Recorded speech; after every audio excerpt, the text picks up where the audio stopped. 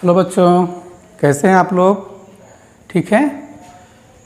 चलिए ठीक है। इसके पहले वाले वीडियो में हम लोगों ने देखा था कि गास का प्रमेय किसे कहते हैं और उससे संबंधित हम लोगों ने घनकोण क्या होता है, विद्युत फ्लक्स क्या होता है, उसका मान हम कैसे निकालते हैं, ये सारी चीज़ों के बारे में हम लोगों ने विधिवत अध्ययन किया।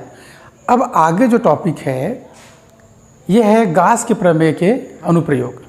गास के प्रमेय के अनुप्रयोग और गास के प्रमेय के अनुप्रयोग में हम लोग देखेंगे कि गास के जो प्रमेय था उसका उपयोग करके हम और किस किस प्रकार के चालक में या किस किस प्रकार से आवेश वितरण में हम उसका उपयोग करके विद्युत क्षेत्र की तीव्रता या विद्युत बल, इन सब चीज़ों की गणना किस प्रकार से करते हैं, तो देखते हैं। वही नेक्स्ट टॉपिक है गास के प्रमेय का अनुप्रयोग। तो गास के प्रमेय के अनुप्रयोग के अंतर्गत हम देखते हैं, आज का टॉपिक है बच्चों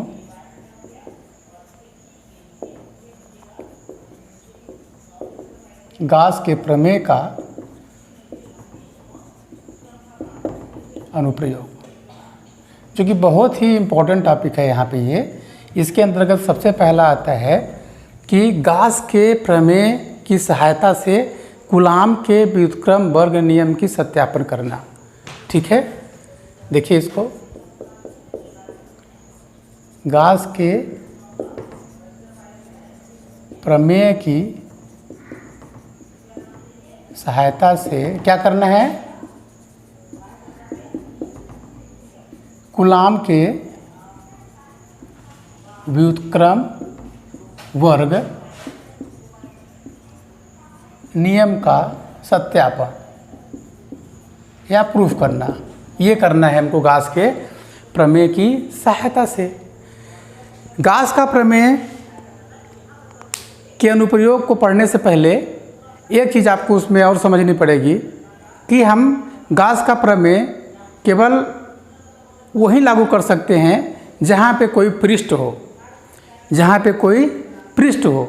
अगर पृष्ठ नहीं है तो हम एक ऐसे पृष्ठ की कल्पना करते हैं या ऐसे पृष्ठ को हम वहाँ पे बनाते हैं जिस पे कि हम गास के नियम को अप्लाई कर सकें, लागू कर सकें, और ऐसे ही पृष्ठ को बोलते हैं गाउसियन पृष्ठ या गाउसियन सरफेस।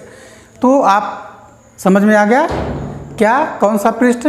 ऐसे पृष्ठ जिस पे गास के नियम का प्रयोग हम अप्लाई कर सकें, ऐसे पृष्ठ को बोलते हैं गाउसियन पृष्ठ।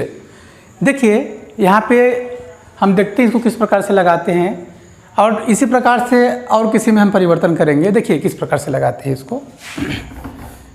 हमने माना कि कोई भी यहाँ पे बिंदु आवेश है, कोई भी एक बिंदु आवेश है प्लस क्यू, बिंदु ओ पर जो कि स्थित है, ठीक है ना। अब इस बिंदु आवेश के कारण हमको क्या निकालना है, विद्युत क्षेत्र भी निकालना है और कूलाम के व्युत्क्रम वर्ग नियम का सत्यापन करना है। और चूंकि हम जानते हैं एक फार्मूला यहाँ पे कि विद्युत क्षेत्र E इक्वल टू, हमने पढ़ा था F अपान क्यू नॉट, तो F इक्वल टू बच्चों Q0 E, ये आपको पता है। यानी कि जो F फोर्स है इसको निकालने के लिए हमें विद्युत क्षेत्र की बहुत आवश्यकता है। बिना विद्युत क्षेत्र या विद्युत क्षेत्र की तीव्रता निकाले हम बल की गणना नहीं कर सकते।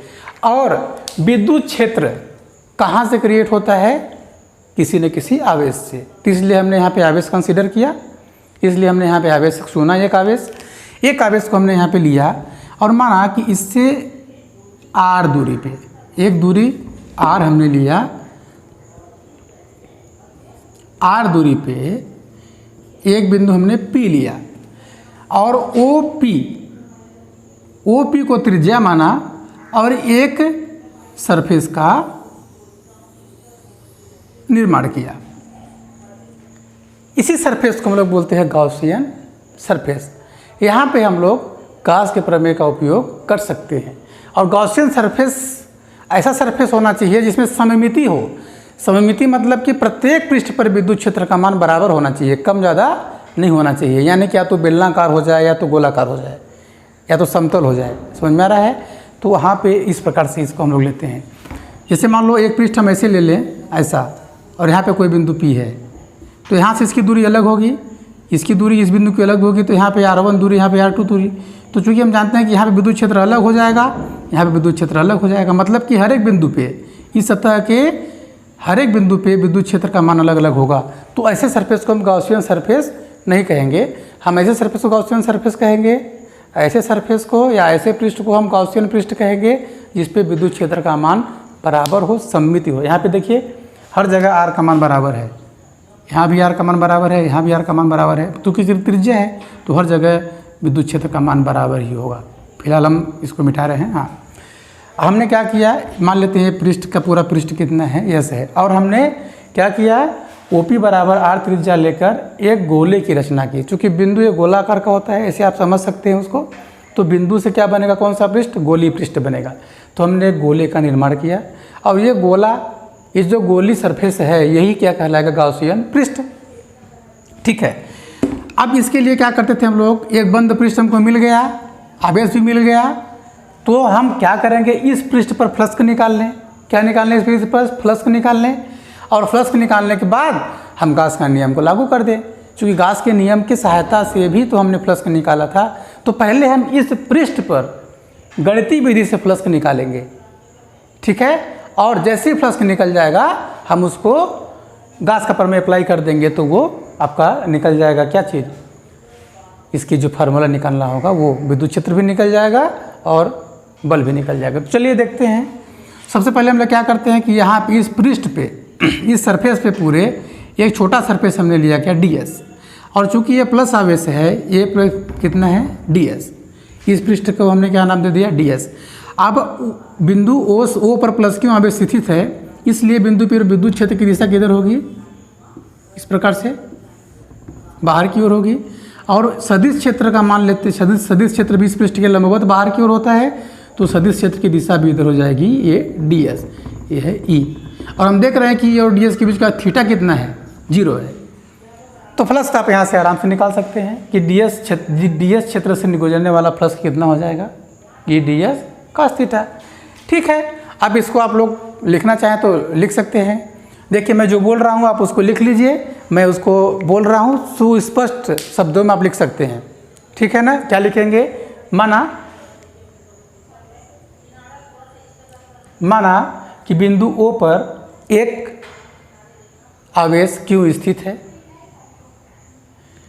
बिंदु O से R दूरी पर एक बिंदु P लिया, और OP बराबर R दूरी की त्रिज्या लेकर एक गोले का निर्माण किया। इस गोले का पृष्ठ गॉसियन पृष्ठ होगा, क्योंकि इस गोले के सभी बिंदु पर विद्युत क्षेत्र का मान समान होता है। ठीक है, अतः अब बिंदु O से R दूरी पर स्थित बिंदु P पर विद्युत क्षेत्र क्या होगा, E = 1/4πε0। ठीक है, इसको ऐसे लिखिए यहाँ से आगे कि बिंदु O से R दूरी पर स्थित एक पृष्ठ DS से गुजरने वाला विद्युत फ्लक्स d phi E = कितना होता है, E DS cos थीटा। चूँकि यहाँ पे थीटा = 0 है, तो इसको लिख सकते हो आप या करके d phi E = E DS cos 0, और cos 0 का मतलब हो जाएगा E × DS, cos 0 का मान 1। चूँकि E व DS के बीच कोण थीटा = 0 डिग्री, इसलिए हमने ऐसा लिख दिया। ये हो गया d phi। अतः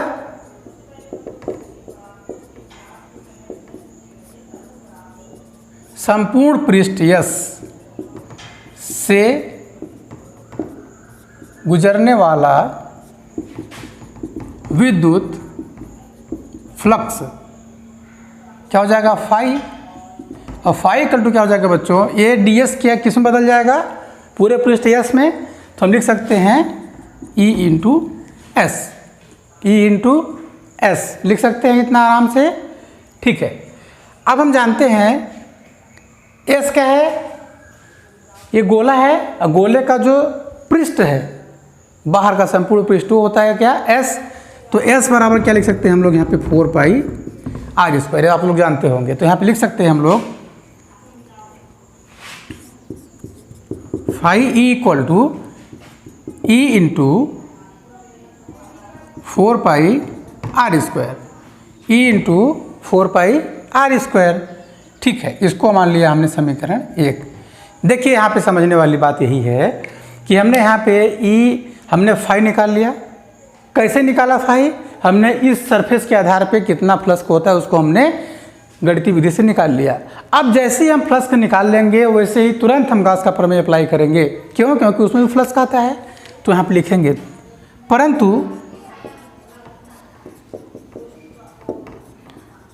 गाउस के प्रमेय से फाई ई इक्वल टू होता है क्यू अपन एप्सिलॉन 0, समीकरण 2। अब समीकरण 1 और 2 को देखिए, phi E left hand side बराबर है तो राइट हैंड साइड क्या हो जाएगा, बराबर हो जाएगा। यानी कि हम लिख सकते हैं यहाँ पे समीकरण 1 व 2 से E into 4 pi R square equal to Q upon epsilon 0। तो यहाँ से E का मान आप आराम से निकाल सकते हैं। 4 पाई और एप्सिलॉन 0 है तो 1/4 पाई एप्सिलॉन 0 इधर हो जाएगा, क्यों है पहले से, और इधर बटे में जाएगा, हो जाएगा आर स्क्वायर। ये आपका विद्युत क्षेत्र की तीव्रता आ गई न्यूटन पर कूलम। आ गया ये। तो बच्चों यहाँ पे एक प्रश्न और बन गया। यहाँ से क्या बन गया, गाउस के प्रमेय की सहायता से किसी बिंदु आवेश के कारण विद्युत क्षेत्र की तीव्रता के लिए व्यंजक निकालिए। प्रश्न आप लिख लेंगे, गाउस के प्रमेय की सहायता से किसी बिंदु आवेश के कारण विद्युत क्षेत्र की तीव्रता का गणना करना है। और विद्युत क्षेत्र की तीव्रता बिंदु आवेश के लिए कितना होता था, यही होता था, और वो हमारा आ गया।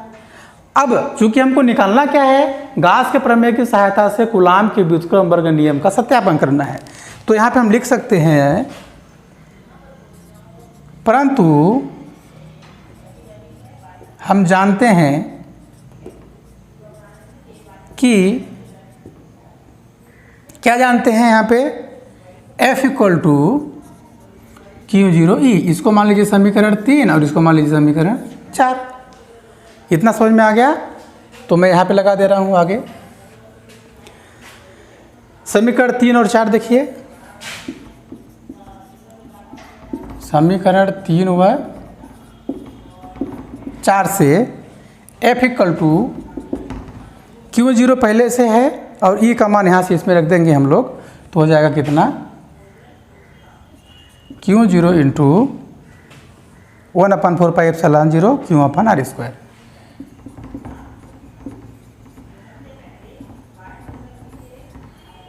तो इसको अगर हम लोग लिखें इसे तो ऐसे भी लिख सकते हैं Q0 into Q upon R square. और आप अगर इसको कंपेयर करें कूलाम के व्युत्क्रमवर्ग के नियम से तो Q1 की जगह Q0 है, Q2 की जगह Q है, और ये आपका कूलाम के नियम का सत्यापन हो गया। यहाँ तक बच्चों आपको समझ में आ गया होगा अच्छे से। ये बहुत इजी है। और यहाँ पे जो मैंने हिंदी वर्ड लिखवाया है उसको आप लिखेंगे, इसके बाद ये पूरा उतार लेंगे।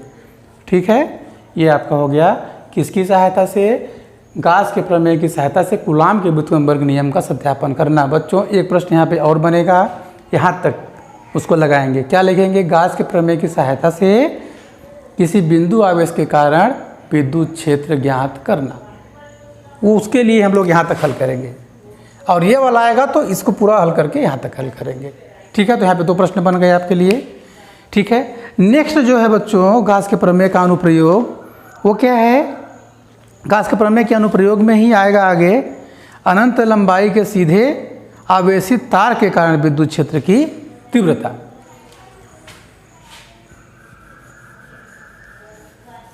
मिटा दो इसको। देखिए क्या लिखेंगे हम लोग, अनंत लंबाई के सीधे आवेशित तार के कारण, अनंत लंबाई के सीधे आवेशित तार के कारण विद्युत क्षेत्र की तीव्रता। अब देखिए भाई, यहाँ पे आ गया क्या, अनंत लंबाई की आवेशित, ये अगला अनुप्रयोग है उसका। ठीक है, इस कंडीशन में क्या करेंगे, देखिए कुछ नहीं करना है, आपको ध्यान से समझना है। यहाँ पे क्या निकालना है, विद्युत क्षेत्र की तीव्रता। ये क्या था, बिंदु के लिए। अब हम इसको मिटा के यहाँ पे एक अनंत लंबाई का तार बना देते हैं, अनंत लंबाई का एक तार बना देते हैं। मान लेते हैं कि ये आपका एक अनंत लंबाई का तार है, जिसको प्लस आवेश से ये, इसमें प्लस आवेश से ये आवेशित है, ये ना प्रश्न बोल रहा है। अब इसके लिए भी एक पृष्ठ बनाना पड़ेगा, तब ना गाउस का प्रमेय लागू हो पाएगा। तो इसके लिए पृष्ठ कैसे बनेगा बच्चों, देखिए इसकी सममिति होगी। मान लेते हैं बिंदु O है, यहाँ से एक r दूरी पर लिया बिंदु P, और OP बराबर r त्रिज्या लेके हमने क्या, एक बेलन की रचना की। क्योंकि ये रेखावत है तो बेलन बनेगा। थोड़ा सा अच्छे से बना लीजिए।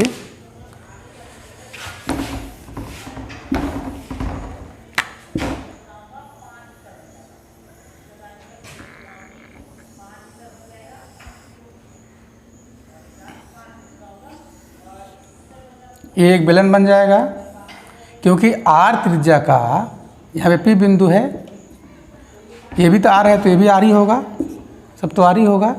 तो O पर कितना आवेश है, ये क्यों आवेश से आवेशित है पूरा, क्यों आवेश से आवेशित है। अब यहाँ से R दूरी पे हमने क्या लिया, देखिए इसमें 3 पृष्ठ है ना, एक है S1, S2 इसको मान लो, इसको S3 मान लो। संपूर्ण पृष्ठ क्या हो जाएगा, ये वक्र वाला पूरा, और एक ये और एक ये और ये वृत्ताकार है, ये भी वृत्ताकार है, और ये क्या है आपका, वक्र है, वक्राकार। तो इसको वक्र पृष्ठ बोलते हैं अपन लोग। तो S1 क्या होगा, वक्र पृष्ठ, ये वृत्ताकार पृष्ठ। जैसे ये बेलन है ना, तो ये वक्र पृष्ठ हो गया, ये वृत्ताकार और ये वृत्ताकार। ठीक है, तो हमको विद्युत क्षेत्र निकालना है इसके लिए, इस पूरे सतह के लिए, और गाउस का नियम के द्वारा। देखिए बच्चों समझिएगा, ये जब प्लस आवेश है तो विद्युत क्षेत्र किधर होगा, इधर ही होगा, पृष्ठ के लंबवत बाहर की ओर, प्लस से दाहिने साइड। अब चूंकि यहाँ पे हम एक ds क्षेत्र का कल्पना करते हैं, जैसे हम सब में करते हैं, तो ds क्षेत्र की भी दिशा इधर ही है। तो यहाँ पे थीटा इक्वल टू कितना हुआ, 0। लेकिन विद्युत क्षेत्र इधर है और इस पृष्ठ की सदिश क्षेत्र किधर है, ऊपर, जैसे मैंने आपको बताया था लंबवत इसके बाहर। तो यहाँ पे ये ई किधर है, ई इधर है और पृष्ठ इधर है, तो कोण कितना बना भैया यहाँ पे, थीटा इक्वल टू 90। यहाँ पे भी सेम ऐसे, ई इधर से इधर है और पृष्ठ की दिशा किधर है, नीचे की साइड। तो यहाँ पे भी थीटा इक्वल टू कितना बन गया, 90। अब बताइए बच्चों कि हम जब फ्लक्स निकालेंगे, एक पृष्ठ S1 के लिए फ्लक्स, संपूर्ण पृष्ठ मतलब इसके लिए, इसके लिए, इसके लिए, तीनों पृष्ठों को मिला के ना संपूर्ण पृष्ठ बनेगा। तो तीनों पृष्ठ का जो हम लोग फ्लक्स निकालेंगे संपूर्ण पृष्ठ, तो क्या हो जाएगा, S1 plus S2 plus S3। तो S1 कितना होता है, इसका वक्र पृष्ठ है, कितना होता है, 2 पाई RL होता है। और ये क्या वृत्ताकार, क्या होता है, ये पाई R स्क्वायर, ये भी कितना होता है, पाई R स्क्वायर। तो ये भी, क्योंकि फ्लक्स थीटा का मान 0 है, तो फार्मूला देखिए, formula D phi equal to क्या होता था, E D S cos theta, E D S cos theta. ठीक है ना। इस कंडीशन में देखिए थीटा का मान 90, तो ये 0 हो जाएगा। यहाँ पे भी थीटा का मान 90, तो ये भी 0 हो जाएगा। तो यहाँ पे हम लोगों ने देख लिया कि theta equal to 0, theta equal to 90, 90 पे इसका मान प्लस का मान 0 हो जाएगा। केवल वक्र पृष्ठ जो है ये इसके लंबवत बल रेखा निकलेगी, इसलिए केवल हम लोग को S1 से मतलब है, बाकी इन सब से मतलब नहीं है। तो यहाँ पे ये भी मैं सुधार दे रहा हूँ, आप इसमें ध्यान दीजिएगा। तो क्या लिखेंगे इसके लिए, इसको अक्षर से लिख लेंगे आप भी। मान लेते इसकी लंबाई कितनी है, L है। ठीक है ना। तो क्या लिखेंगे इसमें बच्चों कि माना एक अनंत लंबाई का सीधा चालक जो कि प्लस आवेश से आवेशित है को रखा गया है। इस तार के एक बिंदु O से R दूरी पर एक बिंदु P लिया और OP बराबर R त्रिज्या की एक बेलन की रचना की। ठीक है।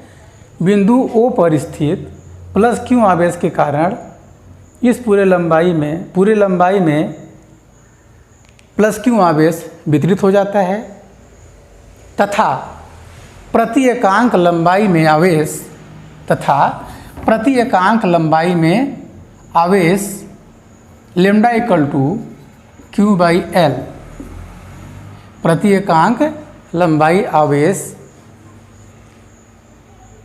है, यहाँ पे लिख देंगे है। ठीक है। प्रति एकांक लंबाई आवेश कोष्ठक में लिख के फिर है। ठीक है। अब क्या करेंगे हम लोग बच्चों, यहाँ से सेम ऐसे ही आ जाइए इधर। पृष्ठ गोले बेलन पर स्थित पृष्ठ DS से गुजरने वाला विद्युत flux d phi equal to EDS cos theta. EDS cos theta equal to कितना हो जाएगा, cos 0। ये हो जाएगा सेम ऐसे ही रहेगा। अब संपूर्ण पृष्ठ से गुजरने वाला विद्युत फ्लक्स हो जाएगा E इंटू संपूर्ण पृष्ठ कितना है, यहाँ पे लिख सकते हैं S1 plus S2 plus S3। बात समझ में आ गया। तो S1 बचेगा, S2 S3 0 हो गया। तो यहाँ पे हम लोग लिख सकते हैं क्या, केवल S1 बचेगा ना बच्चों। तो यहाँ पे S1 की वैल्यू कितनी है, 2πRL। तो यहाँ पे आप डायरेक्ट कर सकते हो यहाँ पे E इंटू S1। अब S1 मतलब क्या, 2πRL।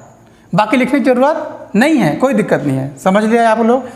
जब इतना आ गया अब तुरंत काश का प्रमेय लगा दिए। सेम 1 और 2 से सेम रहेगा। यहाँ पे कितना हो जाएगा, परिवर्तित कर दीजिए 2πRL।